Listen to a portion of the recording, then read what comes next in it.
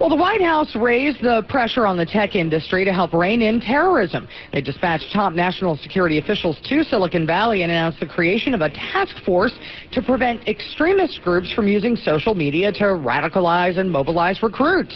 Joining us on the Copeland News Live Line is Director of Institute for Homeland Security, Cybercrime and International Criminal Justice Studies at Tarleton State University in Fort Worth, Chris Copeland. Good morning, Chris. Good morning. So here's the question. Is Silicon Valley likely to help in this effort? I think so.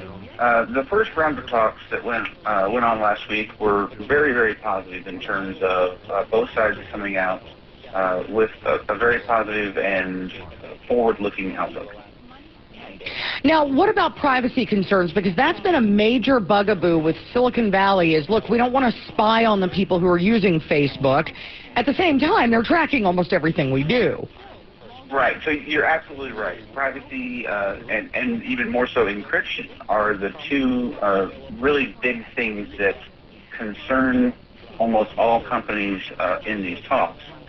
Most specifically, Google. Google's probably the one with the most trust issues with the federal government. But you're absolutely right. Privacy is a concern. We want to maintain the level of privacy and our rights as U.S. citizens. But at the same time, everybody wants to stop terrorism. I mean, every law-abiding person wants to stop terrorism. But those are a balancing act that we have to deal with. Well, which leads to the question, Chris, is do we want companies like Apple, Facebook, and Twitter working with the government? Well, that's a trick question, kind of. And primarily it's a trick question because everybody wants to help stop terrorism, right? I don't know anybody in my line of work or any citizen I could walk up to on the daily street and say, hey, do you support terrorism? Of course they're going to say no.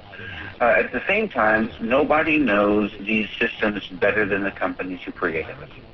You know, nobody knows how the Google network or its data centers work better than Google. Nobody knows how the Apple iPhone works better than its creators and developers at Apple.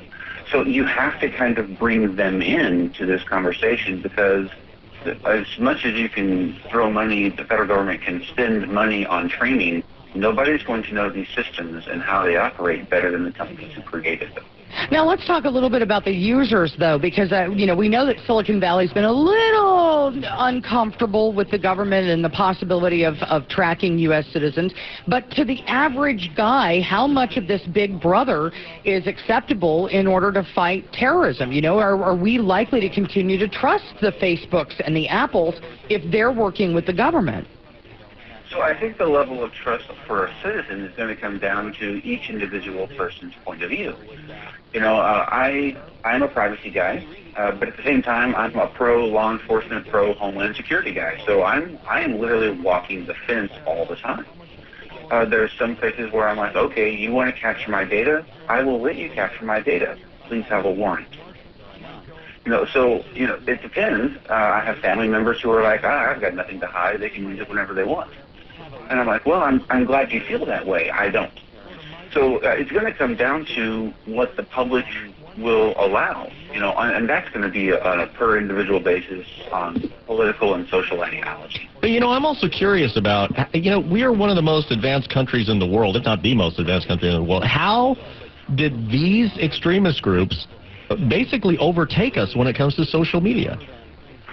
I don't know that they necessarily overtook us. I just think they utilized what we've been doing in a new way that we didn't foresee coming, especially when it came to Twitter and the recruitment and propaganda efforts that were utilized on Twitter.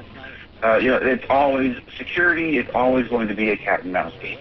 It's never not been a cat and mouse game. There's never been absolute security. So when you take a look at how terrorists adapt to a changing environment, and they always will adapt to a changing environment, you have to kind of look and shore up or re-secure those areas, just like Twitter did. A lot of these social media companies like Twitter, Facebook, even Pinterest changed their terms of service to include better terminology so that they could cancel and suspend accounts as necessary. All right, that's Homeland Security and Cybercrime expert Chris Copeland out of the Tarleton State University in Fort Worth, Texas. Thank you so much for your time.